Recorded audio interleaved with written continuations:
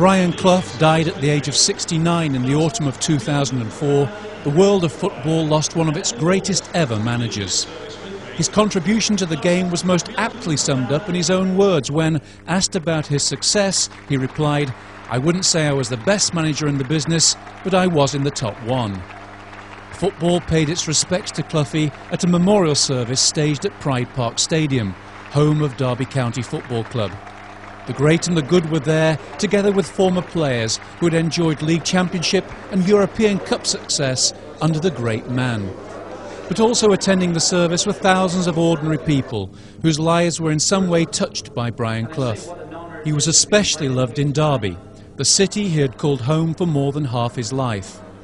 The desire to attend the memorial service was the reason it was switched at the family's request to Pride Park Stadium from Derby Cathedral.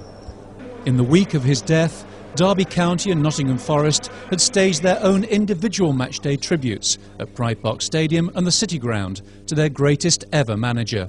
Now, for one October evening, the fierce rivalry of the two East Midlands clubs was put on one side, as fans wearing the black and white of Derby and the red of Forest sat side by side at Pride Park.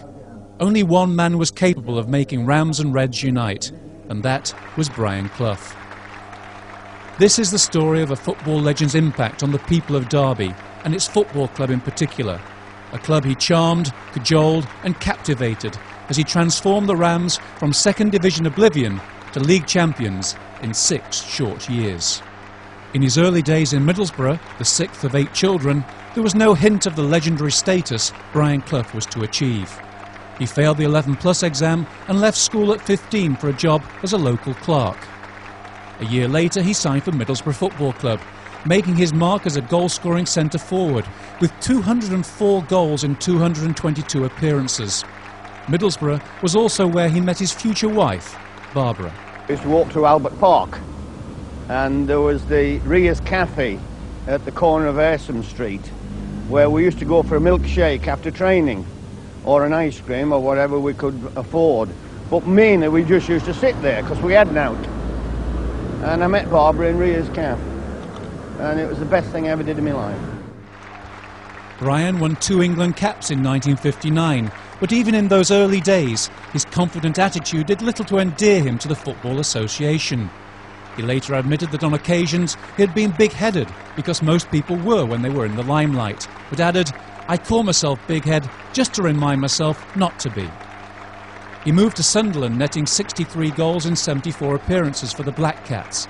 Indeed, his 251 goals in 274 outings for Middlesbrough and Sunderland was a post-war record. But his playing days effectively were ended on Boxing Day 1962, with a serious knee injury playing for Sunderland against Bury. I'd got my head down going into the penalty area, chasing a bad ball from Jimmy McNabb. And a goalkeeper came out rather balmy in those days, because they didn't come out quickly in those days, and they weren't as brave as present-day goalkeepers. Anyway, I went over him and I did my knee and I did my big head and all that type of thing, and I finished up in the infirmary in Sunderland, and that finished me altogether.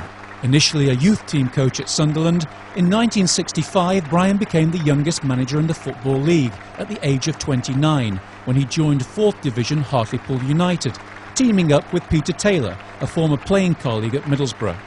After 2 successful years, Derby County came knocking on their door. My mind's set on football. I know how I approach it, etc., etc. Make no difference whether it's Derby County or whether it's Liverpool. I came 18 months ago from Burton Albion to be with Brian Clough. Brian Clough, the man I know, and I intend to stay with Brian Clough. He's fulfilled all I thought of him when I came from Burton, and I intend to go with Brian Clough to the top of the tree, and that we'll start at Derby. I had 3 small children when I first came. I dumped my 3 children and Barbara into Normanton Park to get the contract rubber stamped at the baseball ground, and they were on the swings. I set them off on the swings, so that's special. I lived in a lovely place called alhaidaree. I then moved on to Quorndon, and everywhere I went I was happy, and people were happy to see me. So that was the pull. My children describe themselves as Midlanders now, and when I get on my high horse about Yorkshire, they say, "Well, you weren't born in Yorkshire." Two were born in Sunderland, actually. My daughter was born in Hartlepool, but they still associate themselves with Derby. And of course, all the schooling days they went through Derby, and we're just there. We're a unit, part and parcel. We were helped when we got here, some very kind people, and we're cemented here now, and I'm afraid you've got me for a little bit longer. Gordon Guthrie, still working for Derby County in 2004, was a physio with the Rams back in the 60s and remembers Cloughie's first day at the baseball ground.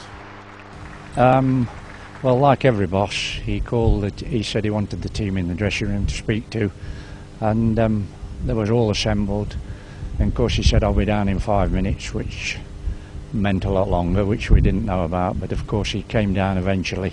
He used to wear these Blakeys in the heels of his shoes, and at that time the passage was concreted, and of course when you heard him coming down it was like a sergeant major, you know, because he used to walk quite quick, not so quick later on in years, but he did then, and of course the doors flew open and he's come in. Of course all the lads are sitting round in the baseball first team dressing room, and of course he just looks around. Well, at the end where the goalkeeper always changed, near the bathroom, was Reg Matthews, who was a terrific goalkeeper, as you know, an international and really a remarkable goalie. And of course he looks around and then his eyes rest on Reg, don't they? So he says, well, as I'm looking at you all, I think I've only got one international player and a real player at the moment. He says, and it's Reg Matthews. He says, and I know Reg likes a fag, so at any time he wishes to have a smoke at half time or anything, he can have one. But the rest of you have got to prove to me how good you are, or if you're good enough. And that was it. Clough and Taylor's first season in charge at the baseball ground, the 1967-68 campaign, was unspectacular on the field of play, but the pair's signings reinvigorated Rams fans. The first three were John O'Hare, Roy McFarland and Alan Hinton. So everybody's winding everybody up, and the locker room was full of fun and high spirits. Right, yeah. So I go actually I go in the next room into the bathroom, the toilet, and I'm in there, and then all of a sudden somebody shouts, Mr. Clough wants to see you. It might have been you. And I go, if Mr. Clough wants to see me, tell him to come and see me in here. Aye. And Cloughie was actually there. And he goes, hey, young man, when I finish with you, you'll want to go back in that damn toilet, you know? So that's how it all started. Yeah. And it was only fun. I mean, to be fair, I went to see him about the fine, and he said, well, and in those days you had to sign a piece of paper. That's right, yeah. Agreed with it, and I wouldn't sign it.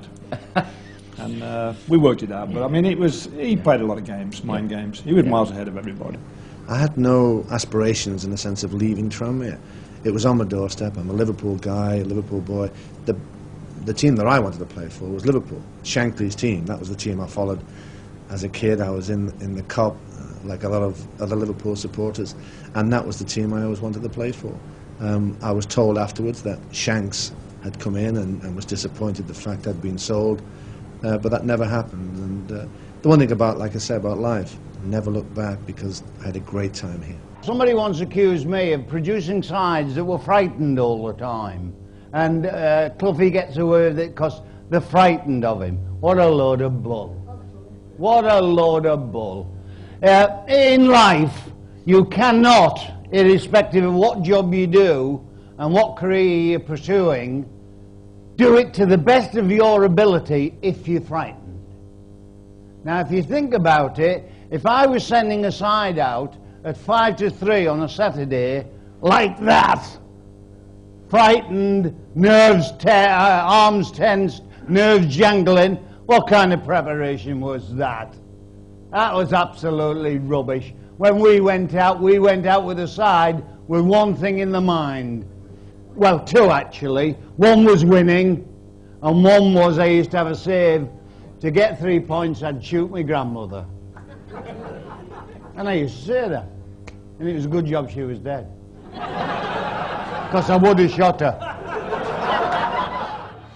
If you can't wait for next month's episode, you can buy the full programme on DVD at www.belper.tv shop.